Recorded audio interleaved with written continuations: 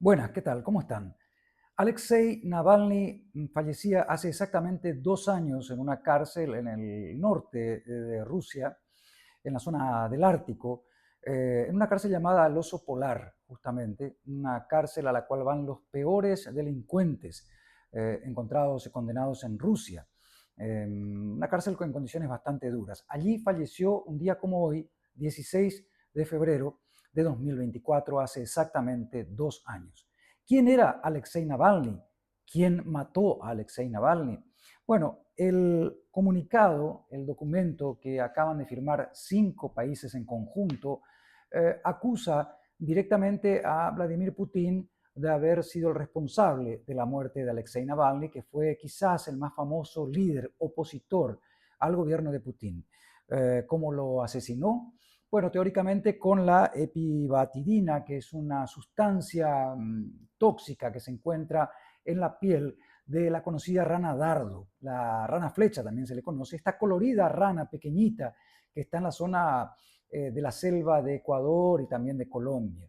Peligrosísima, pequeña, colorida, hermosa a la vista, pero muy peligrosa por los alcaloides que posee en su piel. Realmente es una rana bastante rara a estas alturas y mucho más difícil obtener la epibatidina. Pero, como dijeron en este comunicado, estos 5 países, estoy hablando del comunicado que firmó Alemania, Reino Unido, Suecia, Francia y los Países Bajos, decían Rusia es el único país, en el contexto del gobierno de Vladimir Putin, es el único país que tenía los medios, el objetivo y la oportunidad para poder utilizar esta toxina, la epibatidina, y con esto matar a Alexei Navalny. Esto, por supuesto, después de analizar el cuerpo de Navalny, un cuerpo que estuvo retenido por varios días, evitando justamente que sea analizado, pero aún así Inglaterra, sobre todo el Reino Unido, mejor dicho, ha tenido la férrea decisión y también realmente los medios para poder investigar la muerte. Y luego de 2 años, esta es la conclusión a la que llegan y este es el comunicado firmado en el contexto justamente de la conferencia de seguridad de Múnich que se dio hace pocos días en este pasado fin de semana. Navalny, repito, fallecía el 16 de febrero de 2024, hace exactamente 2 años, en esa cárcel congelada, fría, dura, en condiciones durísimas, ¿no? Que es la cárcel del Oso Polar. Pero vayamos un poco más para atrás para analizar la vida de Navalny, el hombre que murió a sus 47 años. ¿Por qué molestaba tanto a Vladimir Putin? ¿Por qué le tenía tanto temor?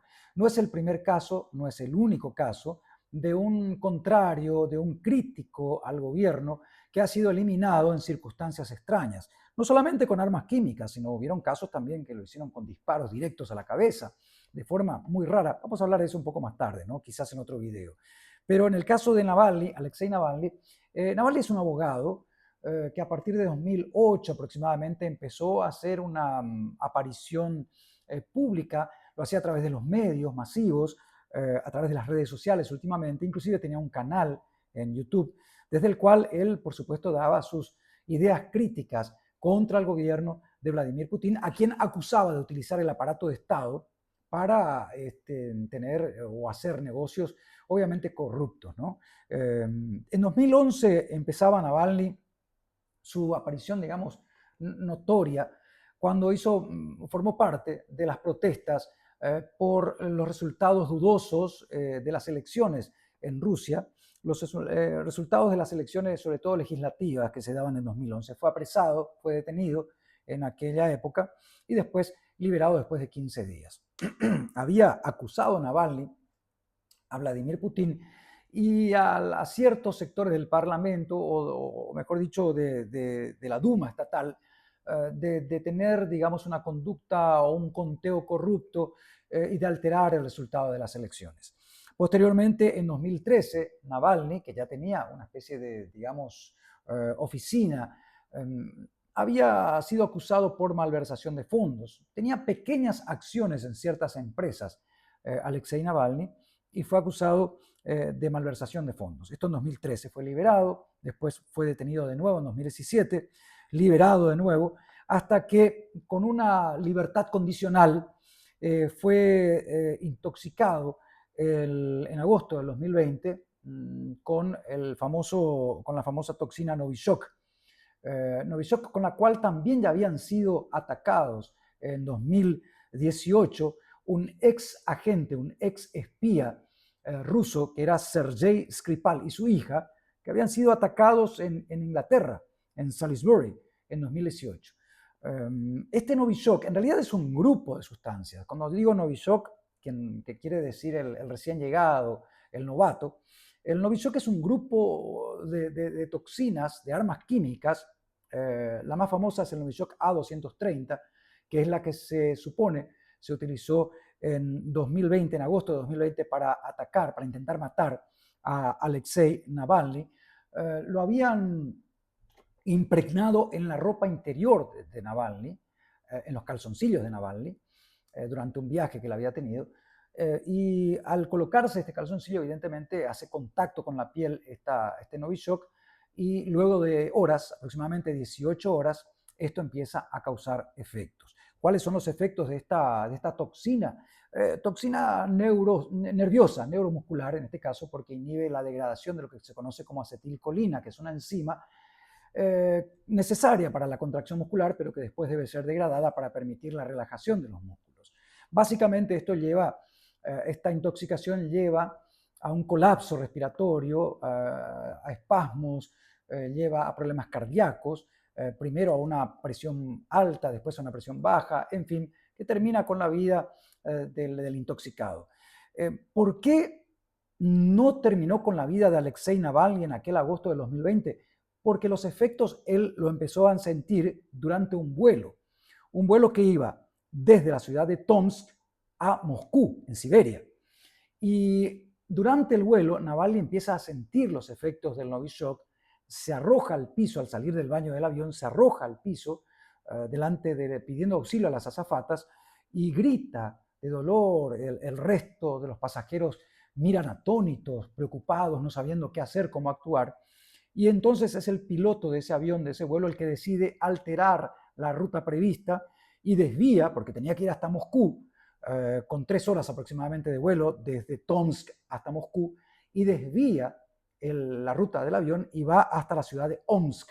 En Omsk es que consigue ser atendido Navalny, consiguen el permiso, lo llevan a Berlín, a Alemania, y queda allí con coma inducido y demás por unos meses, y luego de 5 meses él consigue recuperarse y consigue salvar su vida. ¿Qué hace Navalny? Regresa a Rusia. Se le advierte que no regrese, pero él regresa a Rusia, y apenas llega al aeropuerto en 2021 es apresado, es detenido, es apresado y es llevado por incumplir la prisión domiciliaria. Es llevado entonces directamente, repito, hasta el norte, hasta el Ártico, hasta esa cárcel que se llama como el oso polar.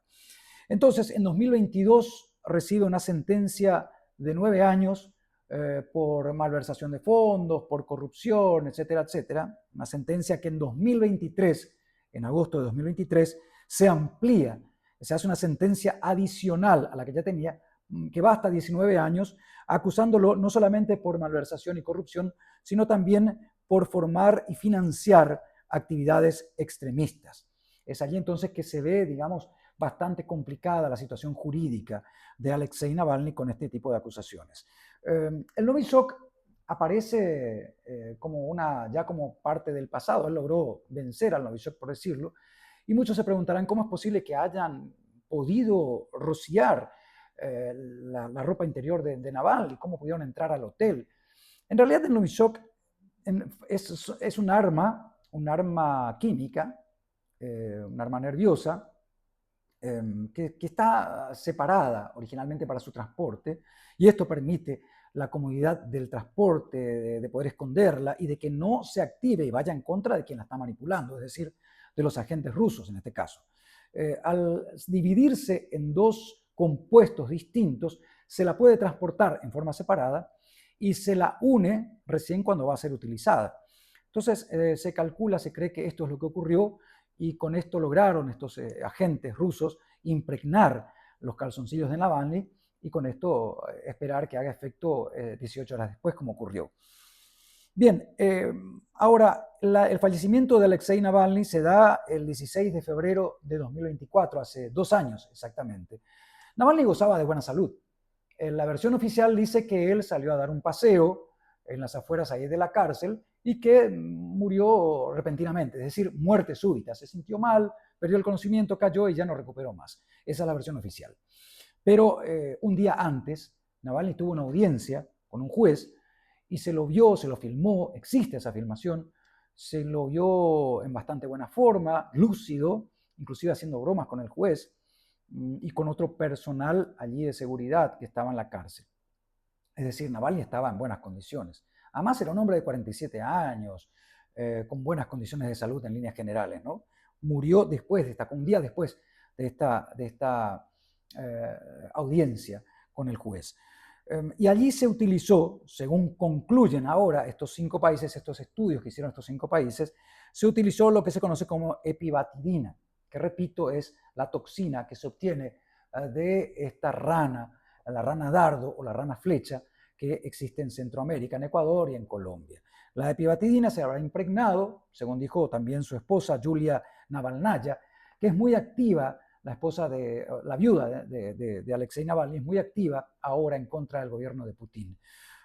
Yulia es economista, tiene 47 años también, como los tenía Navalny cuando falleció, y ella está bastante activa ahora, acusa directamente a Putin, no es la única que acusa a Putin, además de los 5 países que mencioné, del Reino Unido, Francia, Alemania, Suiza y los Países Bajos. También en su momento Joe Biden, el expresidente de Estados Unidos, decía, no se engañen, aquí el que asesinó a Alexei Navalny es evidentemente Vladimir Putin. Esto lo decía Joe Biden.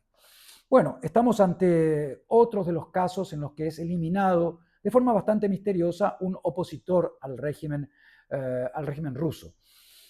Recordemos que está el caso no solamente de Sergei Skripal, este exagente, sino que también hay otros del grupo Wrangler, inclusive, un grupo de élite, creado también en Rusia, la ex Unión Soviética, y que forma parte inclusive de ese rosario de casos raros en los que se utilizaron armas químicas, alguna vez se utilizó el polonio, el talio, algunas veces no se utilizaban armas químicas, sino que se empujaban a las víctimas frente a los trenes, otras veces disparaban a la cabeza directamente, eran asesinatos directos, fríos, en fin.